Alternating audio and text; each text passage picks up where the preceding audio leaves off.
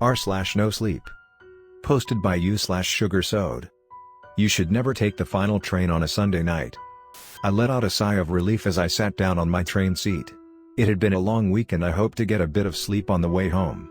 I noticed a few other passengers getting on the same carriage and my peripheral vision to put my earphones on to drown them out. The train started moving along and the movement helped to relax me. I had only just managed to fall asleep when an ear-splitting screech jarred me awake. I gazed around to see a young woman who was desperately trying to get her baby to quieten down. She looked stressed out and I gave her a warm smile when she looked over in my direction. She smiled back at me for a second before quickly trying to soothe her baby once again. I gazed out the windows of the train as we shot along the dark tunnels. I nearly let out a scream as I saw someone staring in at me, before realizing it was just my own damn reflection. I smiled to myself while praying that no one had seen my moment of stupidity. The train suddenly jammed on the brakes and I was thrown forward into the seat in front of me. The wind was knocked out of me and my earphones went flying across the carriage. I looked over at the mother and was relieved to see that her and the baby both seemed unhurt. The lights went out and we were left in complete and utter darkness.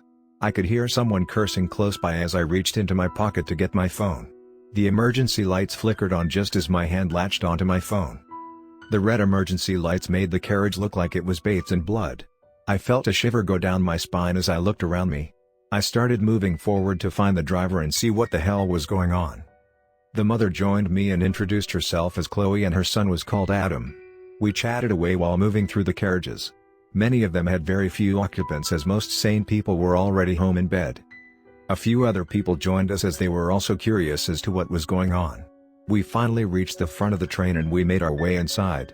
We stood there frozen in shock as we gazed at the mutilated remains of the driver. His jaw had been torn off his face and now lay on his lap.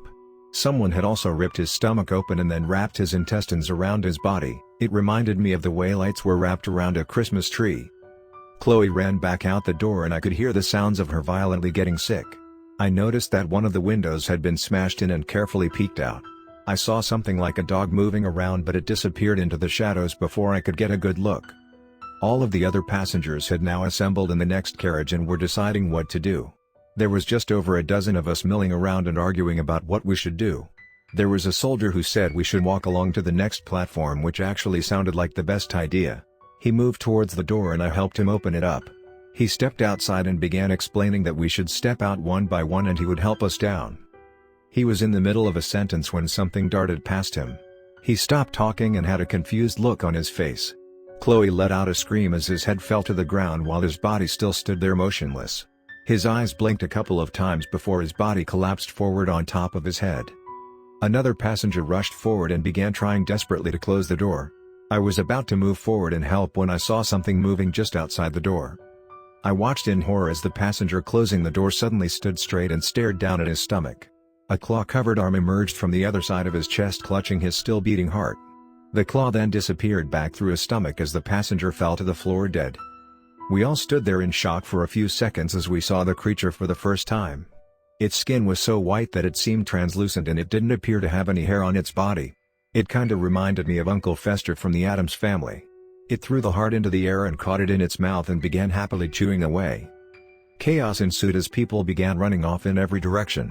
The Fester lashed out with its claws and used them to disembowel anyone who got too close to it. Its dark black eyes locked onto mine for a moment and I felt my bladder release. I grabbed Chloe's hand and we moved down to the next carriage. Some of the others quickly followed us and we closed the door behind us. We began to back away from the door as the Fester began moving towards it.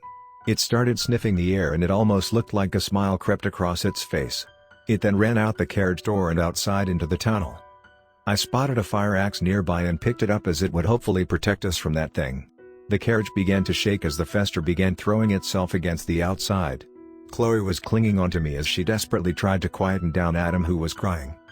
One of the other passengers, who looked like she had swallowed an entire pack of sour sweets, kept shooting death glares towards Chloe.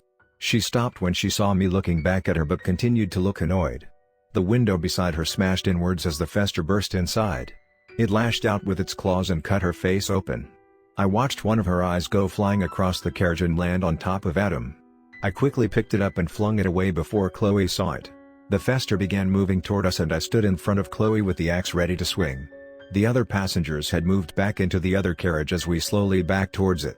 The fester lunged forward at a lightning pace and I swung the axe out of instinct. My arm went numb as it connected with the skull of the creature. The fester attempted to get up but was wandering around aimlessly with the axe still embedded in its head. It finally fell to the ground and I moved forward to retrieve the axe. I started pulling on it and almost had a panic attack when the claws moved. It took me a moment to realize they were moving cause I was shaking the axe free. I rejoined the other passengers and we once again prepared to leave the train. We were much more careful this time and we kept gazing around in all directions. I had the feeling that something was watching me and kept turning around to look behind me. We turned a corner and saw a station in the distance. I could feel the weight lift off my shoulders as I knew we were safe. I am not sure if I heard a noise or if I just reacted out of instinct, but I threw myself to the ground at this moment. I heard a scream from another passenger that was cut off. I lifted my head to see another fester with its head buried in someone's face. It was larger than the other fester and I could see dozens of elongated teats hanging down from her belly. Her head turned and I could see pure hatred in her eyes as she gazed at me and the axe that killed her mate. She began carefully circling me while ignoring the other passengers. I indicated to Chloe to run and was relieved when she began moving away. The fester began making feints towards me to try and catch me off guard. I held the axe in front of me and kept it between me and the fester at all times. I saw something hit off the side of the fester and looked to see another one of the passengers was throwing rocks at it. He barely had time to react as the fester charged at him and used its claws to cut him in half. She then picked up part of his intestines and dragged him towards me. He was begging me to help him and I was forced to watch as she began using her claws to open up his flesh. She was taunting me and I listened to his screams of pain while frozen in fear. She eventually got tired of playing with him and ripped his throat open before lapping at the blood that sprayed out. Her blood-stained mouth turned into a grin that reminded me of Heath Ledger in the Batman movies. My arms felt like lead and I was barely able to hold the axe up at this time. I had only a second to react as the fester sprang at me. I placed the axe head towards it and she impaled herself on it.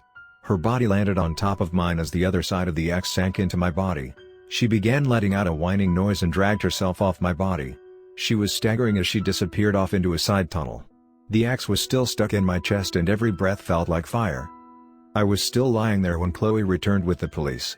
No one believed our stories and it was treated as being a wild animal attack. None of the other passengers' bodies were recovered as it looked like they had been dragged away. Me and Chloe ended up dating and we moved in together last week. I keep thinking of the teats that were hanging down on the fester's chest as that probably means that she recently had offspring. There have been a lot of animal attacks in my neighborhood lately and I am convinced I have seen eyes peering in at me at night. I might suggest to Chloe that we move to another city as last night I heard a growling noise on Adam's baby monitor.